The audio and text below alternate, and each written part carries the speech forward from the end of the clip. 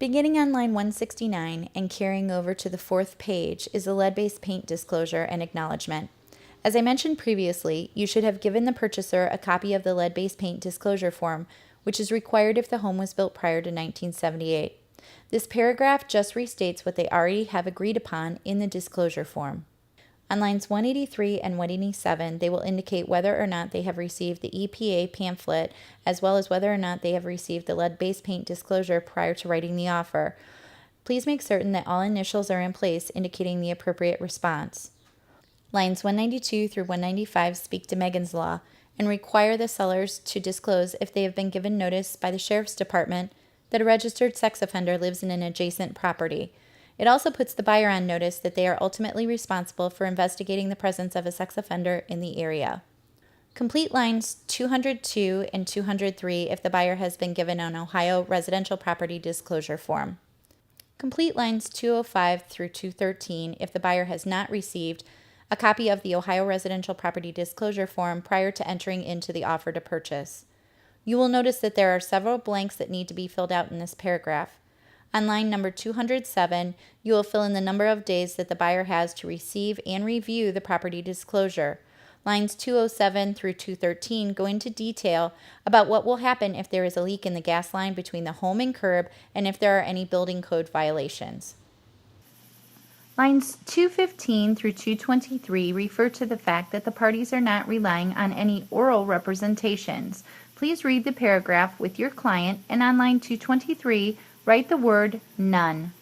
Lines 225 through 228 go into detail about what should happen if the home experiences damage between the date of execution and the date of title transfer.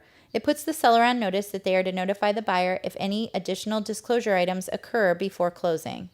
Line 230 and continuing on to the next page goes over the fact that this is a legal binding agreement and it is binding on all parties, their heirs, and/or assigns.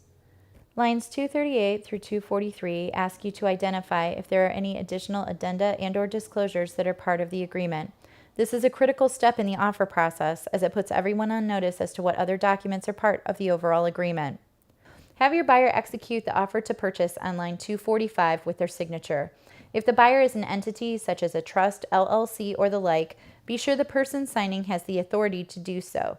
You should have received proof of such, and they may execute in their own name.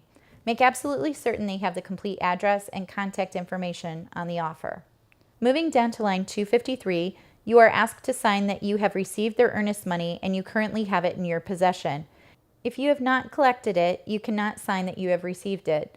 It is a best practice to make a copy of the earnest money and include it with your offer when you submit it to the listing agent as proof that it is in your possession and that the buyer is serious. Lines 253 through 264 include language which designates the amount of commission to be paid and the broker to which it shall be paid through escrow. It is imperative that you fill this in, as it is the seller's agreement that you are to be paid through the broker. Enter the amount and/or brokerage along with the address. This amount should match what was offered in the MLS unless otherwise agreed upon by all parties. Leave the amount of the listing commission blank as you have no idea what it is. Allow the listing agent to complete this portion. On line 267, the seller will execute the document. Make certain that the listing agent has them execute and complete the contact information. Lastly, on line 278, you will complete the listing and selling agent information. The MLS IDs can be found online using Matrix or can be found on your MLS printout of the property.